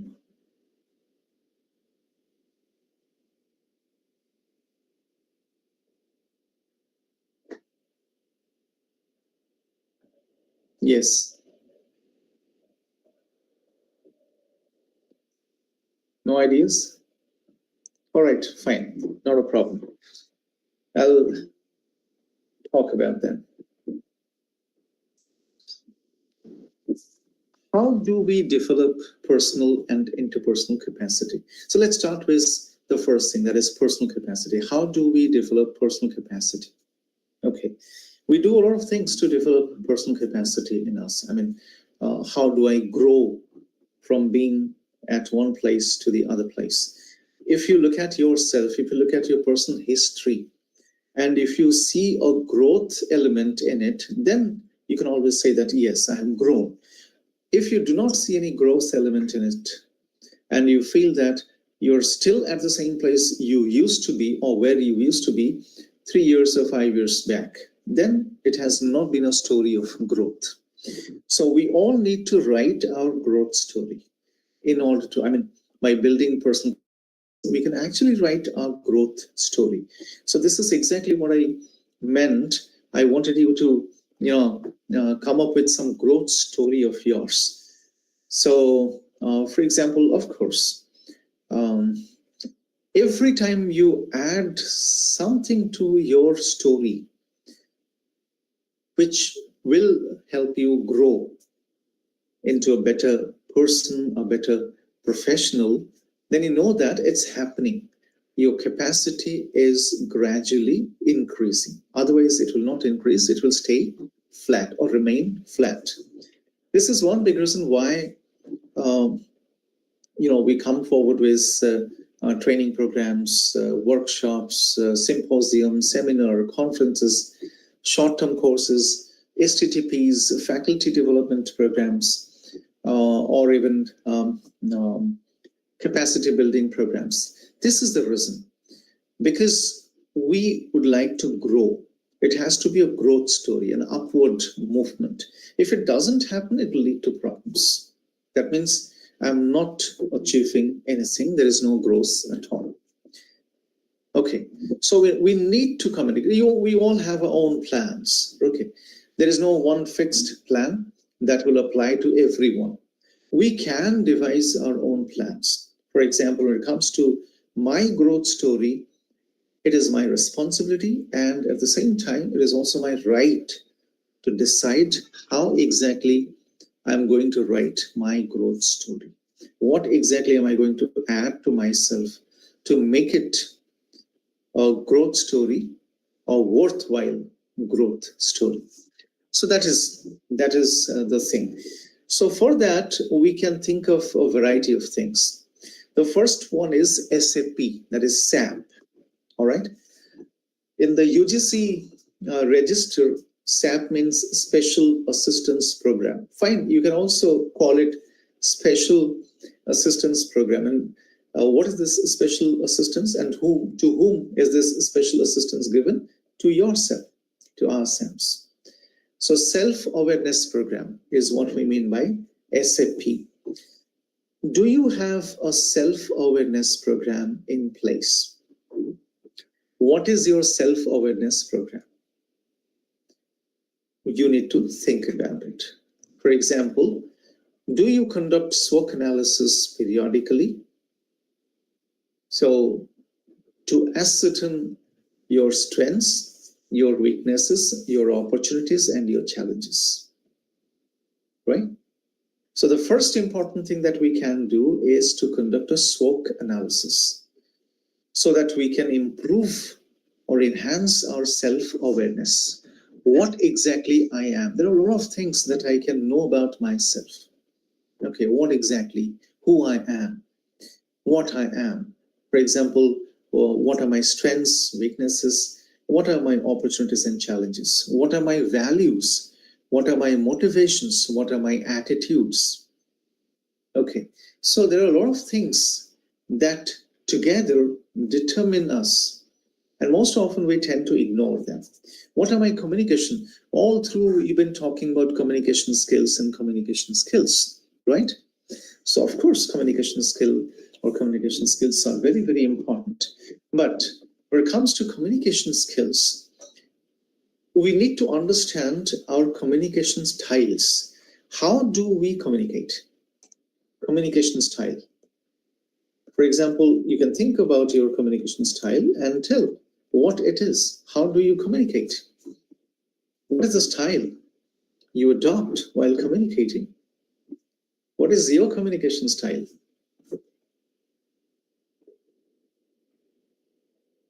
Okay. What is your communication style? Can you talk about it? For example, Dr. Amit Singh, what is your communication style? Dr. Rashmi Pandey, what is your communication style? Do you know what your communication style is? Yes, quickly. I mean, quick responses will always help us save time. I mean, it can either be yes or you know, not a problem.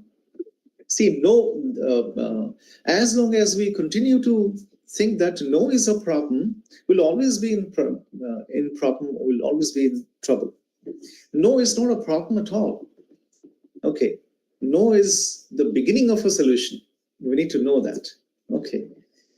So most often we think if I say no, it will lead to some problem for me, which is not the case. It will rather lead to some clarity. Okay.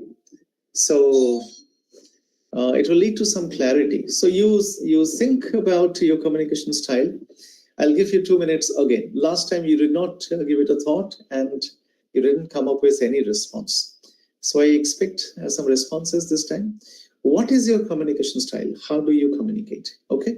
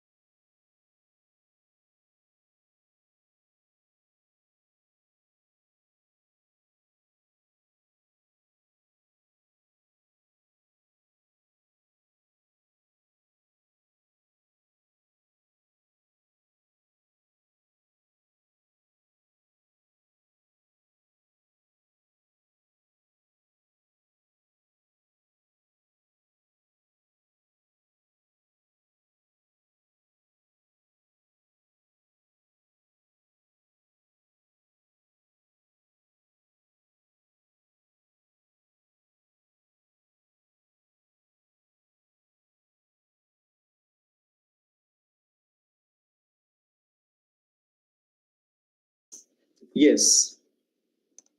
Have you been able to think active listener and positive reinforcement? Fine. Good. You're getting a lot of responses this time. That's great.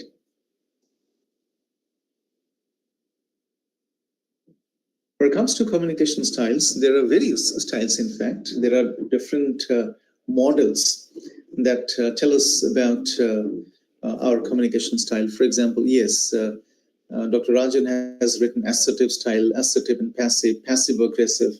Fine. Apart from these, this model is quite old now, and now people do not depend so much on this model. All right. So assertive, passive, aggressive, right? Passive aggressive, right? So yeah, it can be anything. It can be direct, analytical style, and a lot of things. Fine. What I'm going to do is to share a piece of information with you, very important information with you, and that will help you actually test your communication style. We all communicate in some way or the other, and since we are academics, we have to communicate, and we have to be good at that. But we communicate in a certain way, and this assessment, this is a self-assessment, okay? This assessment is going to help us understand our communication style, and it is also going to help us improve our communication style. Give me just a few seconds. I'll take you there. Fine. So what you do is you go to the Google search box. Fine. Can you see this? The Google search box. Can you see this? Is this visible to you?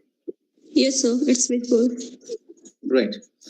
So go to Google search box and type "know your communication style." Fine. Okay. So you can see very well mind our communication style. This is exactly where you come across this passive, aggressive, passive-aggressive, and assertive, right? This is an older model. Fine. I'll now take you to the other communication styles that I'm talking about. So when you come here, you can do something. When you go to the Google search box, right, there are other styles as well. I'll show you this communication styles like director, expressor, thinker, harmonizer. There's another model that talks about various communication styles. Apart from all these models, you come across a new model, a very interesting model. What you have to do is to just type after this P case, right? Just that, P case. P case is the name of an author. So that will give you the desired results. So now you have communication styles, a self-assessment exercise. Okay, can you see this? Yes, sir. Right, fine. So you click this, it will open a document. Now you can see communication styles, a self-assessment exercise based on the work of P. Case. P. Case is the name of that writer or author. Teaching for the Cross-Cultural Mind. Okay. Based on that work, this assessment has been developed. It's a self-assessment. You don't need any support, any external support to take this test. You can take this test on your own. You can interpret the results. You can get to know more about your communication style. You can see there are certain statements. Okay. 1, 2, one pair, 3, 4, another pair, 5, 6, another pair. Similarly, you have 40 pairs. That means there are 80 such statements. There are 80 statements, you can see. There are 80 statements, right? And 40 pairs. All you have to do is to, without thinking much, without spending much time on each of these pairs, you pick your choices naturally. For example, when you read statement number 1 and 2, you read those two statements and pick your choice naturally without much thinking. So in this way, you pick 40 choices. Out of these 80, you can pick only 40. From each pair, you can choose any one option, that is one statement. So at best, you can pick 40 statements. And then there is a scoring sheet. You can match your scores, and then you can write your final score here. All right, there are 4 styles, style 1, 2, 3, 4. And then you'll get to know more about those styles, what those styles are, and what is your communication style, what is your natural communication style. It may happen that you may have one natural communication style or more than one natural communication style, but then it's not possible that you'll always have the 4 as your natural communication styles. The whole idea is to build capacity in other communication styles so that you become a complete communicator.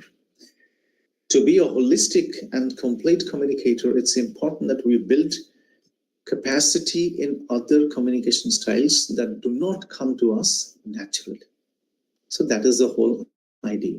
Fine. So I'm sharing this link with you in the chat box, right? And then you can, yes, I have shared this link in the chat box now.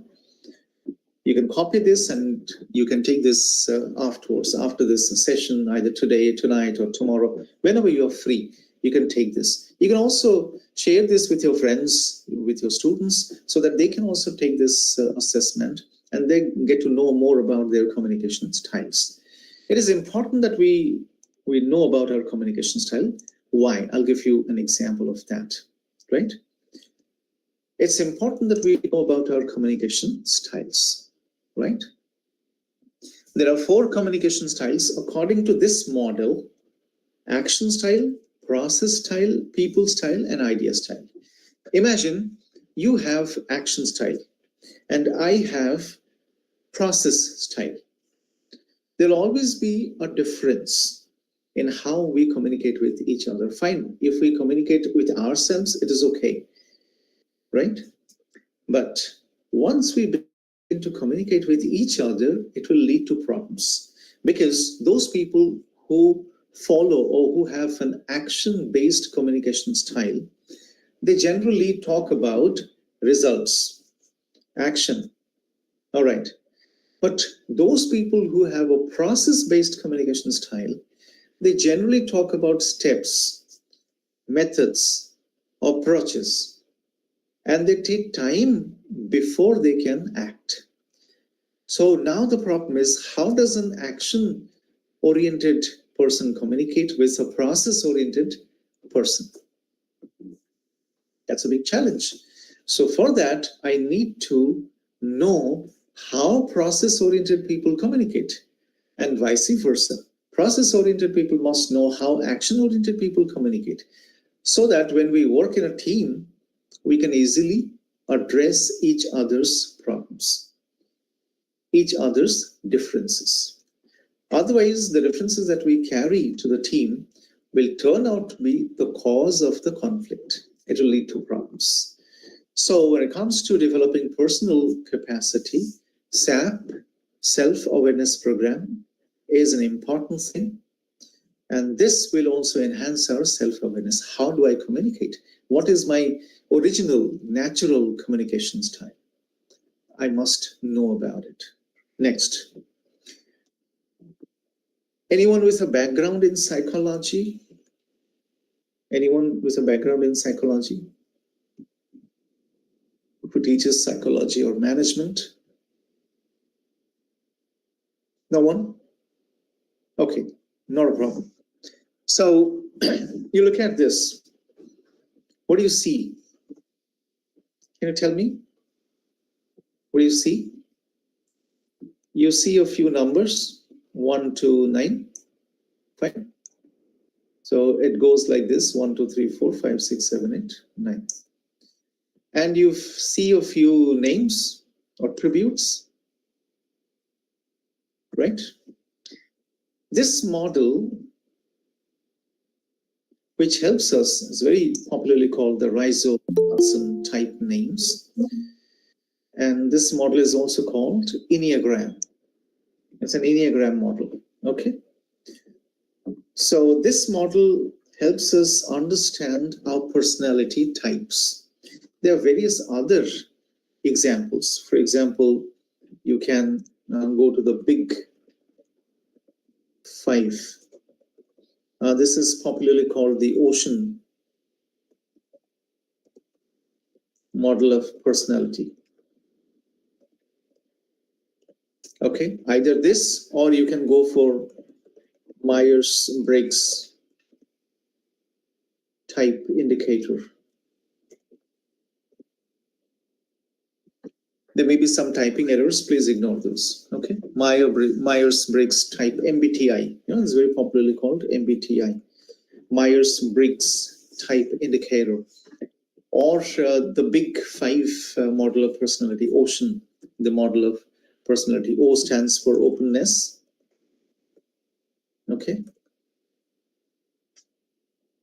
Did I post that? No.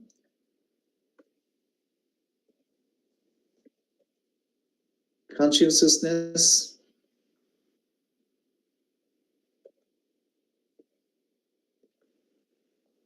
Extroversion.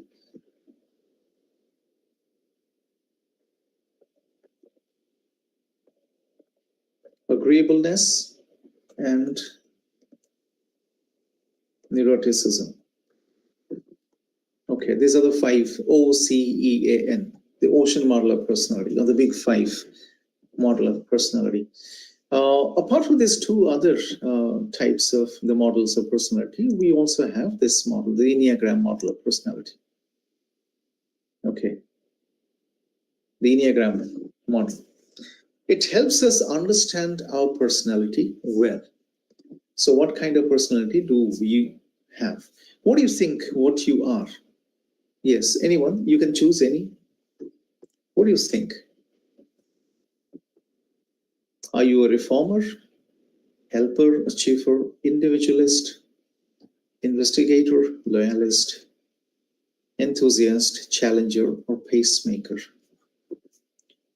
What do you think? Yeah. What do you think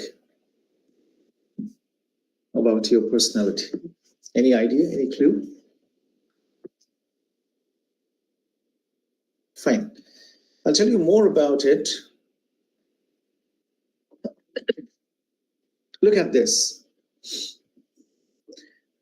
When you look at this Enneagram, okay, there's Enneagram with 9 tips. 9 tips. You can see there are 9 tips, okay, or 9 points. The Enneagram is divided into 3 centers. It has 3 centers. Okay. This is center 1, center 2, and center 3. So this is called the instinctive center, the body. The body plays a very important role here. And this is called the thinking center, where you find 5, 6, 7. In instinctive center, you find 1, 9, 8, or 8, 9, 1. And third is the feeling center, where you find 2, 3, 4. Fine. Let's take a look at the things. Type 1. If you have a reformer personality, you behave in this manner. You have these qualities. Now you can easily match. You can think of your qualities and try to find out what your personality is all about, and so on. Okay. Yes. Can you find a match? Anyone?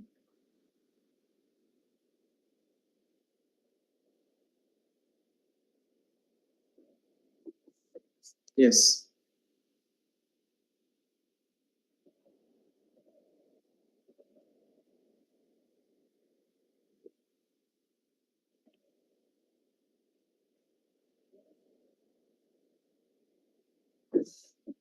Yes. Anyone?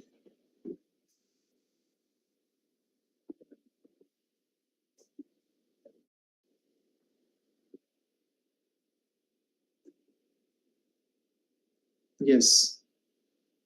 Your personality? No one. No personality.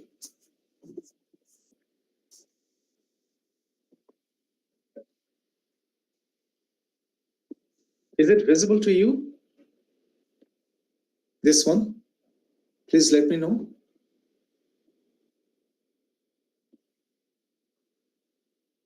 Yes. Can you hear me? Yes, sir. Yes, sir, you are audible. Then please respond a little early. That will help all of us.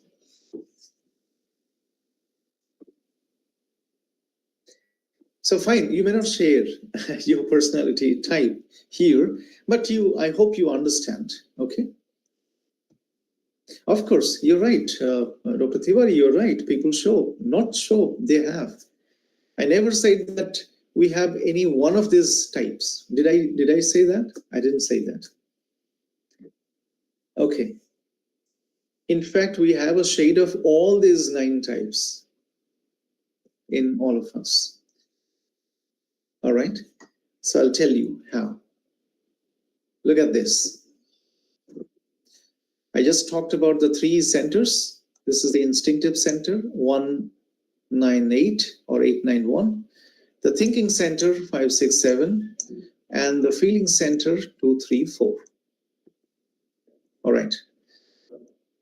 The body, what is the center? The body is the center when it comes to 189. The body is the center. So these personality types are instinctive. We generally follow our gut. We connect with others based on instinct and a physical sense of comfort. Right? Where heart is the center, what we generally find, we find 2, 3, 4. They're all related to feelings. We react with our emotions first. We do not respond, we react. And we relate to other people with empathy. Fine. And then the last, that is the head, it's 5, 6, 7. We are centered on thinking and we connect with others on intellectual and rational level. So, for example, there may be an occasion when it is required that we connect with each other rationally.